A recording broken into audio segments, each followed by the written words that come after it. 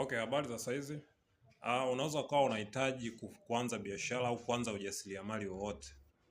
Lakini kwa upande wa tangawizi, sisi tutakufundisha kusindika tangawizi ili uweze kupata product ya kuweza kuanza kusupply, kuweza kuwauzia watu. Lakini kama hauwezi kuafford kwenye gharama za kujifunza usindikaji, ama hauwezi kuafford mchakato mzima wa usindikaji, kwa maana inahusisha ununuzi pia wa mashine na nini,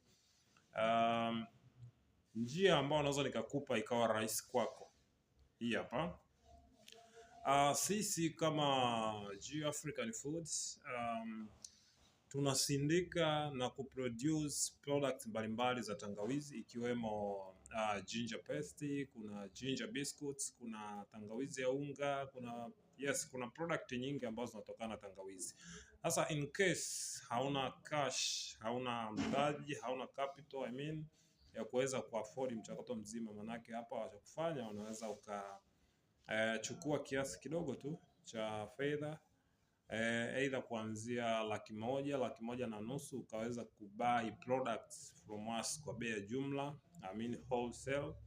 Alafu wewe ukawa unauza sasa kwa rejareja, au unaweza ukawa unauza kwa namna ile ambayo wewe unaweza kulipa kutokana na sehemu ambapo ipo. Kwa mfano, tangawizi ya unga kwa gramu 100, sisi bei ya jumla tunauza shilingi 2,300. Hii grade 1, tangawizi ile ni grade 1, tunauza shilingi 2,300. Kwa hiyo ukiwa na laki mbili na 30, maana yake unapata kopo 100, sawa? Kwa hiyo ukipata kopo 100 kwa 230, wewe utauza labda 3,500 au utauza shilingi 3,000 kutokana na status za wateja wako na location ulipo.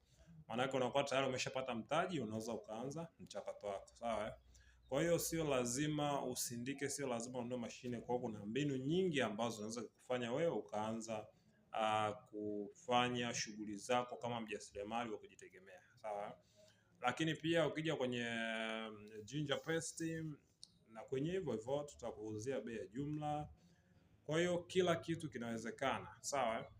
Kikubwa wewe kuonesha nia kwamba unahitaji kitu fulani. Hata kama utahitaji labda tangawizi ya unga tu, just ginger powder yenyewe tu, inawezekana sisi kuanzia labda kilo 15, kilo 20.